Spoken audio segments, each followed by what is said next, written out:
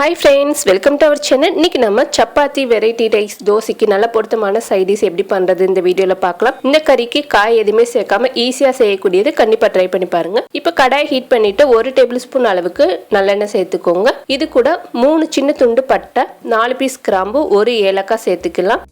இது மூணையும் சேர்த்ததுக்கு அப்புறமா இது கூட 1 டீஸ்பூன் மிளகு, 1 டீஸ்பூன் ஜீரகம் இது ரெண்டையும் சேர்த்துக்கோங்க. சேர்த்ததுக்கு அப்புறமா 1 டீஸ்பூன் அளவுக்கு வெள்ளை எள்ளு சேர்த்துக்கலாம். 2 டேபிள் ஸ்பூன் வறுத்த வேர்க்கடலை சேர்த்திருக்கேன். இது கூட ஒரு பெரிய வெங்காயம் கொஞ்சம் மீடியம் சைஸா கட் பண்ணி சேர்த்துக்கோங்க. சேர்த்ததுக்கு அப்புறமா 2 கொத்து கருவேப்பிலை,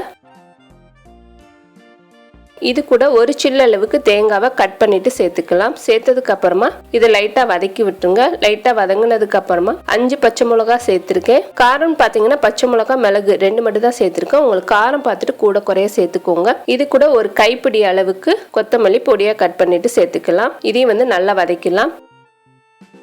இதை ஆற வச்சு மிக்ஸர் ஜார்ல சேர்த்து இந்த மாதிரி தண்ணி ஊற்றி விழுத அரைச்சு தனியா எடுத்து வச்சிடலாம்.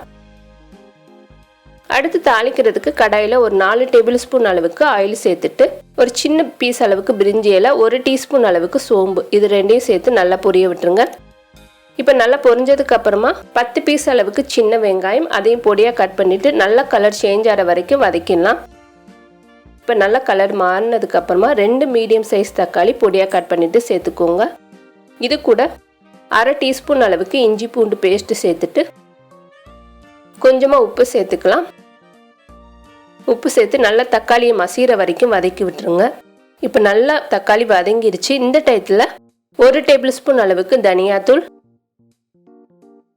1/2 டீஸ்பூன் கரம் மசாலா தூள் சேர்த்துக்கலாம். சேர்த்துட்டு அதையும் நல்லா ஆயிலில் மிக்ஸ் பண்ணிடலாம். லைட்டாக வதங்கினதுக்கு அப்புறமா நம்ம அரைச்சி வச்ச விழுது எல்லாத்தையும் சேர்த்துட்டு இதில் ஒரு கப் அளவுக்கு தண்ணி சேர்த்து இதோட மிக்ஸ் பண்ணிக்கோங்க. இப்போ நல்லா கலந்து கொதி வரட்டும். கொதிக்க ஆரம்பித்ததுக்கு அப்புறமா மூடி போட்டு ஒரு 15 நிமிஷம் அடுப்பு சிம்மில் வச்சுட்டிங்கன்னா நல்லா ஆயில் பிரிஞ்சு வரும். அந்த டயத்தில் நம்ம இறக்கிடலாம். இப்போ சூப்பராக ஆயில் பிரிஞ்சு நம்மளோட க்ரீன் கறி ரெடி ஆயிடுச்சு. கண்டிப்பாக இதே போல் ட்ரை பண்ணி பாருங்கள். இதுக்கு மேலே கொஞ்சம் புதினா இலைகள் சேர்த்துட்டு நம்ம இதை இறக்கி வச்சிடலாம். White rice, chapati, variety rice, dosa எல்லாத்துக்குமே இது சூட் ஆகும். கண்டிப்பாக ட்ரை பண்ணி பாருங்கள். இந்த வீடியோ உங்களுக்கு பிடிச்சிருந்துச்சுன்னா லைக் பண்ணுங்கள், ஷேர் பண்ணுங்கள். மறக்காமல் நம்மளோட சேனலுக்கு சப்ஸ்கிரைப் பண்ணுங்கள். தேங்க்யூ.